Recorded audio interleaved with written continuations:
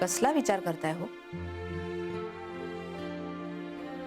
काय नाही, असंच. राग नाही ना आला तुम्हाला? छे हो, राग कशाला येईल? मी बाई माझ्या पोटात काही राहत नाही म्हणून बोलले हो. पुनर्वसूही बोललाय ना तुमच्याशी? कशाबद्दल? ते त्याला काय शिकवण्याबद्दल विचारलंय वगैरे. होय. मग काय विचार केलाय तुम्ही? नाही, सध्या तरी मी नंदिनीच्या लग्नाचा विचार करतोय. म्हणजे अक्काबाईंना कळवायला हवं ना. काय? दोन्ही बाजूनी होकार आहे ते. अगं बाई, हो काय सांगताय काय? नंदिनीने स्वतः सांगितलं मला आणि मनापासून तयार आहेत त्या. आणि सुनीलच्या घरूनही पसंतीचा फोन आलाय. चला बाई, म्हणजे आज अगदी अजीर्ण होईल एवढ्या आनंदाच्या बातम्या येत आहेत. असू दे बाई, माझीच मेलीची नजर नको लागायला. देवापुढे साखर ठेवते हो आधी. होय.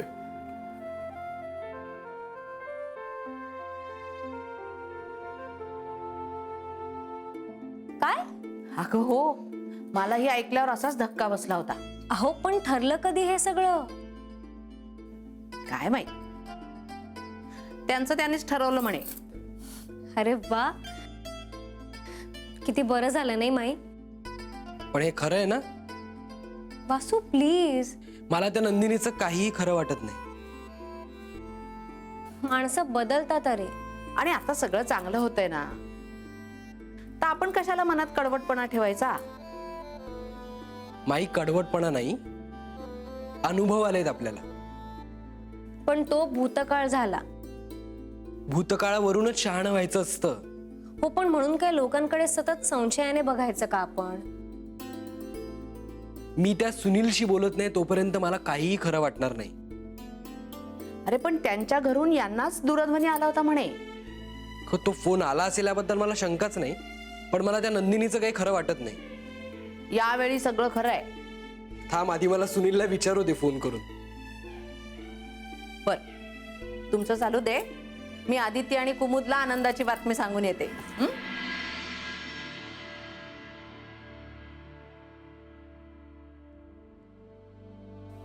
काय झालं?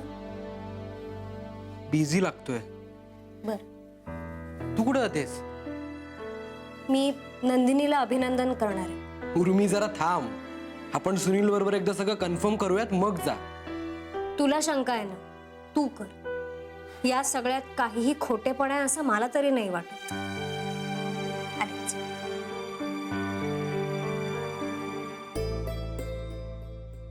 कुमुद, वंस, हे घे, केशर घातलेलं दूध आणलंय तुझ्यासाठी. अहो कशासाठी वंस? माई म्हणाली की तुला खूप मळमळत आहे, तिनेच पाठवले. हे गार दूध घेतलं की बरं वाटेल म्हणाली. खरं तर मला काहीच खायची प्यायची इच्छा होत नाही. पी, जरा बरं वाटेल. घे.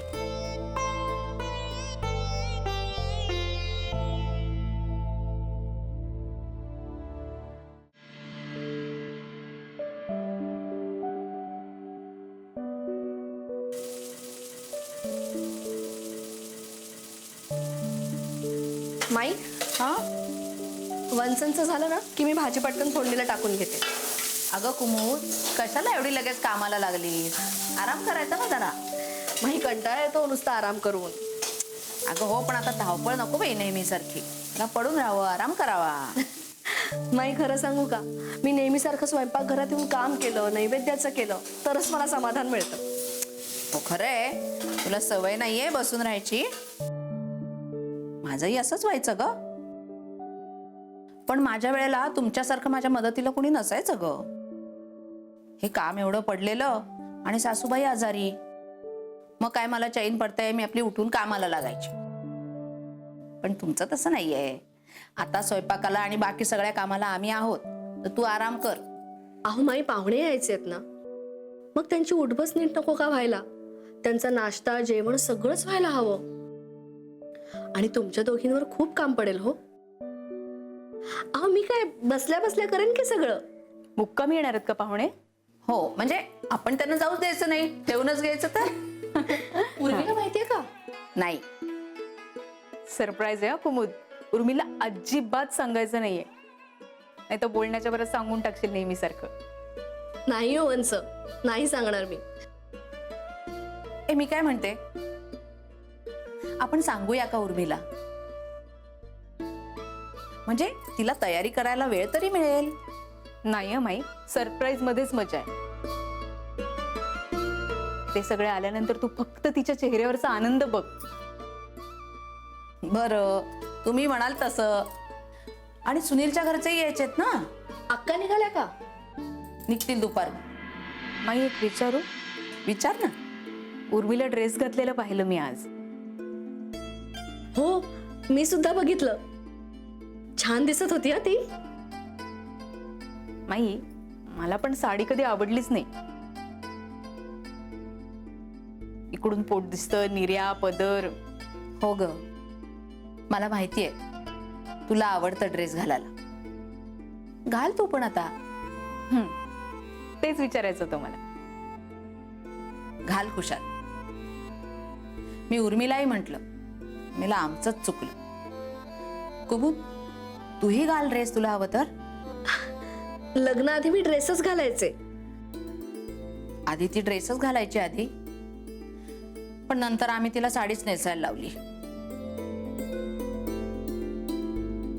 आधी तिच्या बाबतीत तर सगळंच चुकलंय आमचं. असं काही नाहीये ग माई.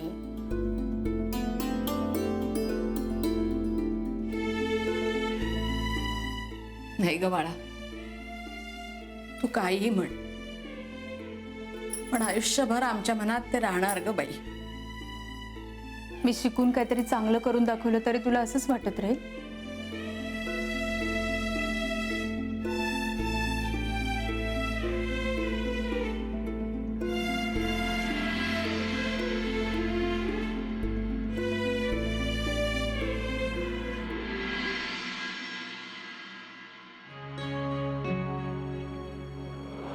तुमचं लग्न झालं की मला या घरात राहायला काहीच कारण नाही. जीजी, कारण का हवंय तुम्हाला? हे तुमचं घर आहे. होतं. जीजी, लग्न झालं म्हणजे माहेर तुटतं असं होत नाही हो. तुम्ही सांगत का नाही आज जीजी? मला भीती वाटते. मग लिहून द्या. नको ग बाई, एकदा लिहिलं काय झालं माहितीये ना. जीजी, प्लीज सांगा ना मला.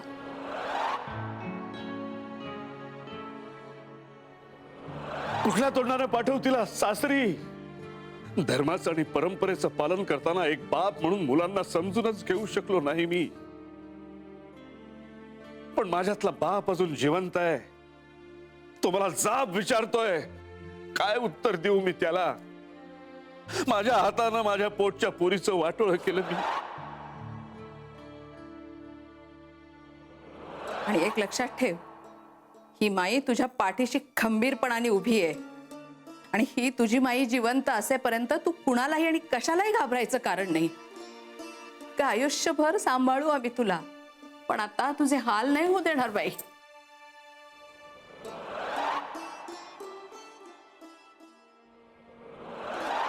हे बघ, आता ना तुम्ही कुठेच जायचं नाही. तुम्ही इथेच राहायचं आपल्या घरी. एक बाई म्हणून जर का मी तुमच्या पाठीशी नाही उभी राहिली तर वर जाऊन मी अंबाबाईला काय उत्तर देऊ वंस?